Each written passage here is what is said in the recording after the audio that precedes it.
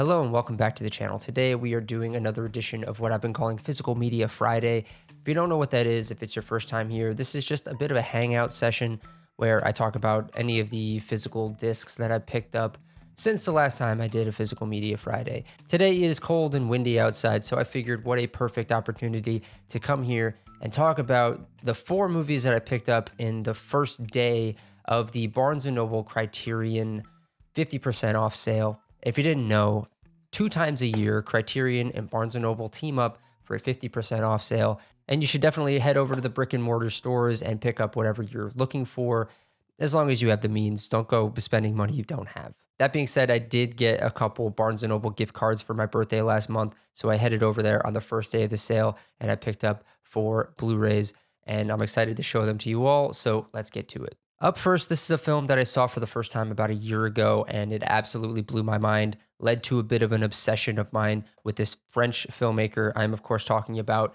The Wages of Fear. Now, I feel like this film has been surging in prominence over the last 6 to 8 months or so. The 4K of this did come out recently, and I think that it's sort of renewed a lot of people's interest in this film and in Henri-Georges Clouzot, the director of this film, as well as the release of Sorcerer, the William Friedkin remake of this starring Roy Scheider.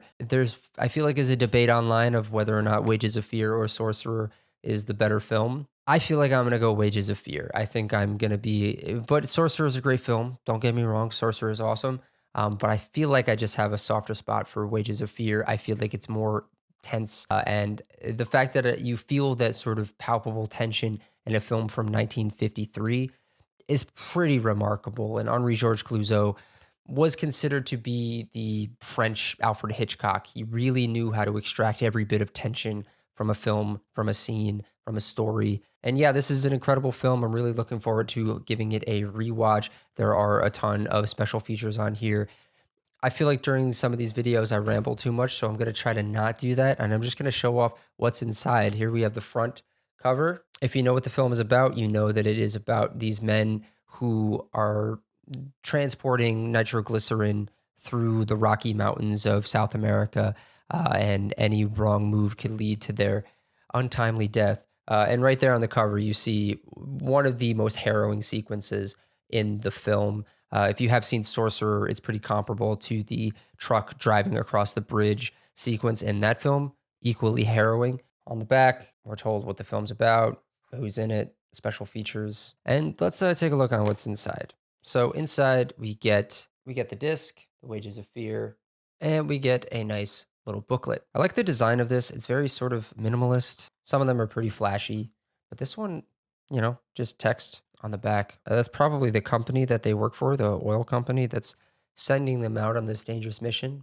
So inside we get some stills from the film, as well as some essays. We get a little table of contents here. So there is an essay called No Exit by Dennis Lehane, the author of Mystic River, Gone Baby Gone, Shutter Island. I was pretty surprised to see that he had written an essay for this Criterion release, but I'm very much looking forward to reading it. We also have Wages of Fear interviews, which looks to be interviews from people within the film, producers on the film, Henri-Georges Clouzot himself. And then at the very end, we have things about the new 4K transfer, some special thanks, acknowledgements, production credits, and we end with another still from the film. So yeah, just to echo what I said before, this is a really harrowing film. I think that everyone should give it a watch. It's a bit on the long side, and I know that some people maybe prefer Sorcerer because it cuts like almost an hour from what happens in this film. But it is, I think, well worth your time. I think it is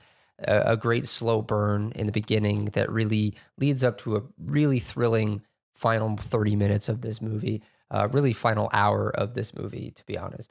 So definitely check out Wages of Fear, and go check out the other work of Henri-Georges Clouzot. I think this is the 3rd Criterion of his I have. I have La Vérité and I have Le Corbeau.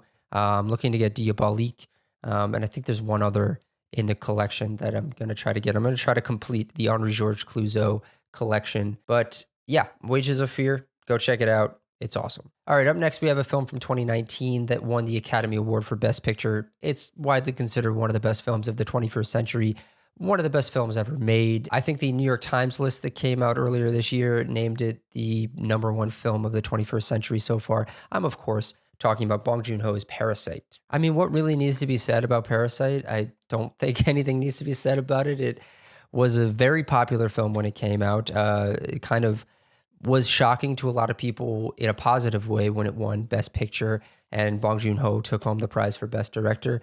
It's just an immaculately crafted bit of filmmaking, and I knew I was going to pick it up at some point, and I figured now was a good time to do so.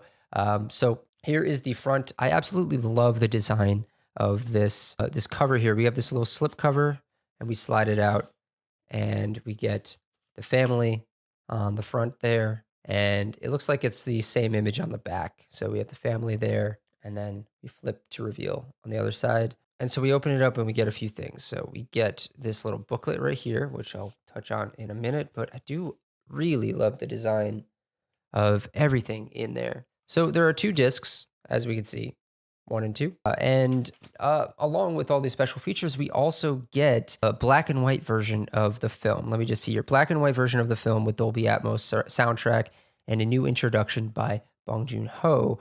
New program about the new Korean cinema movement featuring Bong Joon-ho and filmmaker Park Chan-wook, who has a new film coming out this year. Yeah, really, really fascinated to dive into this and to rewatch this film. I haven't seen it since like 2019 when it came out.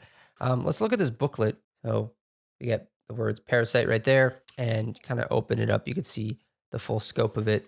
And it is a fold out. People who watch the channel know that I'm not a big fan of the fold out essay situation, but here we are. We get the whole thing right here. This is an essay called Notes from the Underground by Inku Kang, and you get stills from the film throughout the entire thing. On the back, we get all the normal stuff about the master, special thanks, acknowledgments, production credits, with some more stills from the film. Highly recommend this if you're one of the few people out there who has not even heard of Parasite. I urge everyone to go watch it. Again, it is just one of the most delightfully crafted films I think I've ever seen. It is easily up there in one of my favorite films of the 21st century. Bong Joon-ho is a filmmaker whose work I'm still kind of working my way through. There's a few stragglers I haven't seen, but I just saw Memories of Murder for the first time a few months ago, and that equally floored me to the same degree as the first time I saw Parasite. He's just a filmmaker who is brilliant, whose career I am excited to see continue to flourish. I mean, Mickey 17 was a bit of a letdown, in my opinion, after Parasite, but truly, after making a masterpiece of the 21st century, how do you live up to that? And I think he did a pretty good job, all things considered. So yeah, that's Parasite. Definitely check it out if you're interested. Okay, this next one has been a long time coming. I have officially completed my Richard Linklater set of Criterion films with Dazed and Confused, the 4K Blu-ray combo edition. I love this movie to death. I love all of Richard Linklater's films. Maybe not all of them. You know, like the Newton Boys, Bad News Bears. I mean, I like Bad News Bears in terms of nostalgia, but I can't say that it holds up to some of his other films. But Dazed and Confused was an early one. It was his second feature film after Slacker. Slacker basically catapulted him in the world of Hollywood, and they said, we got to get this guy to make a movie. And he said, I want to make this movie that's set in the 70s, and it's kind of like American Graffiti, and it's just a bunch of people hanging out, and it's all set in one day. And that's what he did. And it was a pretty fraught production, and it didn't really get the critical reception that I think he was hoping for and the producers were hoping for, but it has since earned a ton of cult status, and it launched some of the careers of some of the biggest A-list stars that we can think of, like Matthew McConaughey and Ben Affleck. I rewatched this again the other night, and man, this movie just holds up. It is such a great time. You are following so many different characters through this one day that's the start of summer vacation in 1976 in Texas.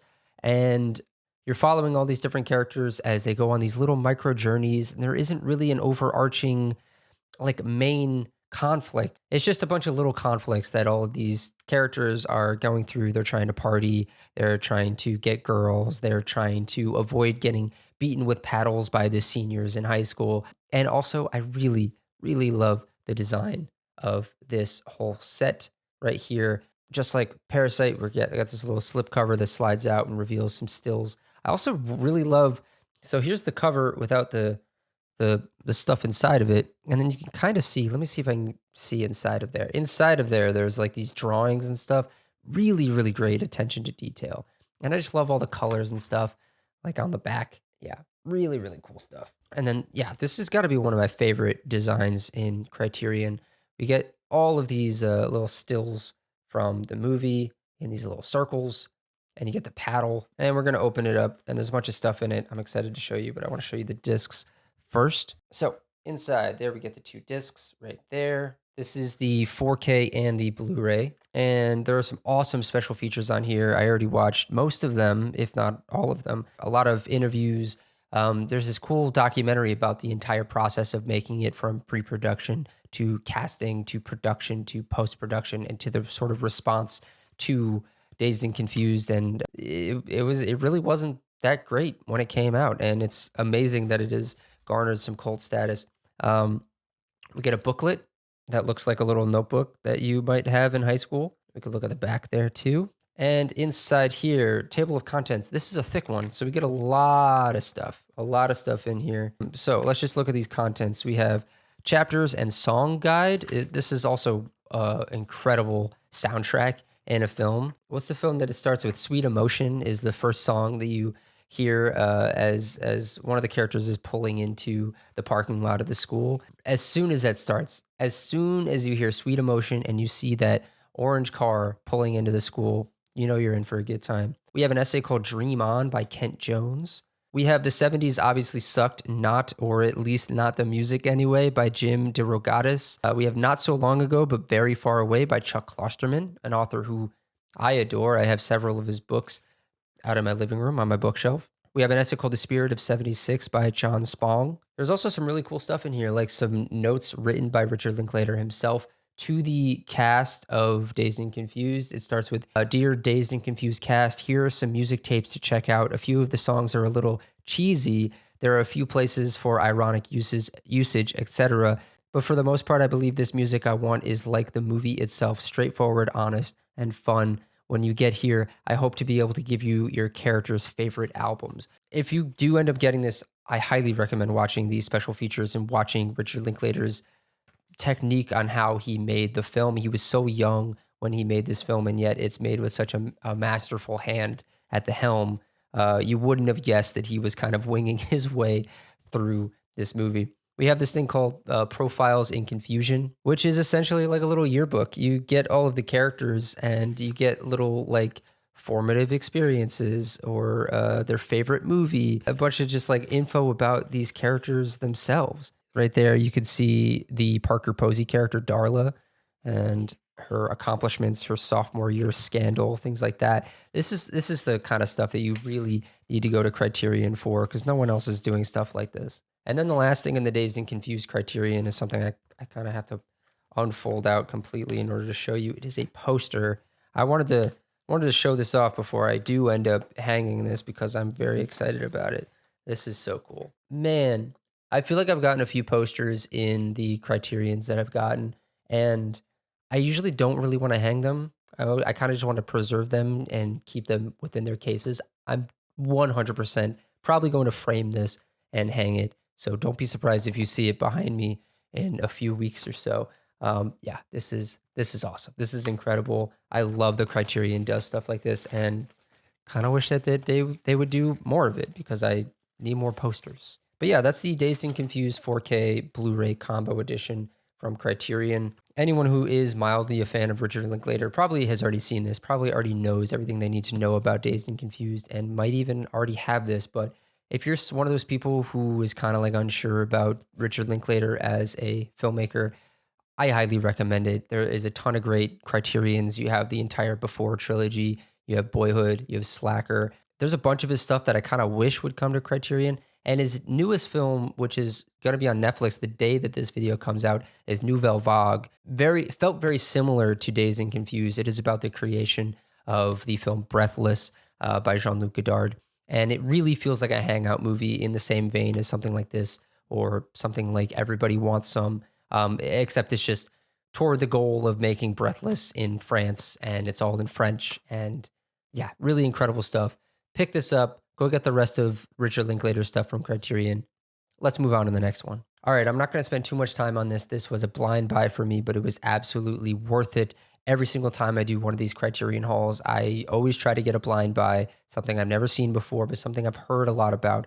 And this time around, I decided to go with Otto Preminger's Anatomy of a Murder. In this film, James Stewart plays a defense attorney who is defending a man who is on trial for murder, but he's trying to see if he can get him off by pleading insanity.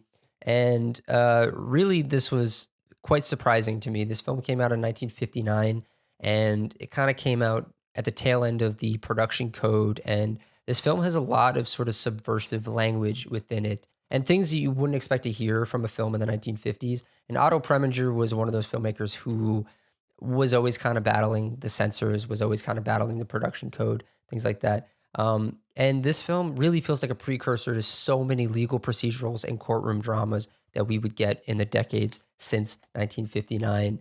You could see the fingerprints of this film in things like The Verdict and things like Primal Fear, even in things like Law and Order. This was really spectacular. I thought it was incredibly acted. The entire cast, specifically James Stewart and George C. Scott, who plays the sort of the heel character. He comes in as a prosecuting attorney from the big city of Lansing, and yeah, really, this was wonderful stuff. It is on the long side. It is an hour and 40 minutes, and my girlfriend fell asleep while we were watching it, which I understand.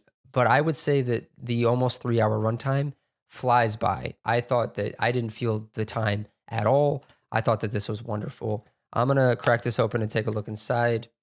We get a cool disc right there, and the design right here on the cover and of this entire thing and the title sequence done by Saul Bass. Saul Bass is a legend. If you don't know much about Saul Bass, look him up. Did a lot of work for Stanley Kubrick and Billy Wilder and Otto Preminger. So inside we get a booklet with some really cool design. These sort of like Venetian blinds sort of things, segmented. And table of contents, we get casting credits, Atomization of Murder by Nick Pinkerton, and we have Joe Welch in Juicy New Role by Ernest Haveman. What that is the judge in the movie is played by a actual judge named Joe Welch, and Joe Welch was one of the judges during the McCarthyism sort of trials and the blacklist and stuff like that. And there's this really great clip of him like delivering this speech to McCarthy about this whole thing, and it's really wonderful. It's really cool to look into.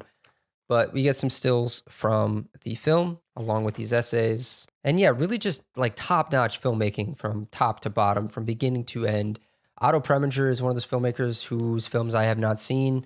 This was the first one of his that I've seen, and I'm really looking forward to watching more. I highly encourage everyone to check out Anatomy of a Murder, especially if you like legal procedurals, you like courtroom dramas. I would put this up there among the best of the best. I just rewatched Primal Fear recently. One that I don't think really holds up, but it's still pretty cool in terms of the legal drama and the legal procedural and the sort of detective story of it all. This is sort of similar, where it's like we have a character who we know committed the crime, but we need to figure out a way to get them off. But yeah, check out Anatomy of a Murder. So that's going to do it for me on this edition of Physical Media Friday. I hope you like my recommendations. Let me know down in the comments if any of these have piqued your interest and if you are considering picking them up for yourself. And also, if I liked these, what movies do you think I would also like that are in the collection that I should pick up later on during the sale? And when you're done down there, don't forget to like this video, hit the subscribe button, and hit the bell to be notified when new videos come out on this channel. Don't forget to follow me over on Letterboxd, where you can see what I'm watching when I'm watching it. And that's going to do it from me. Go support your local businesses. Go support Barnes & Noble. Go support Criterion. I will see you all next time.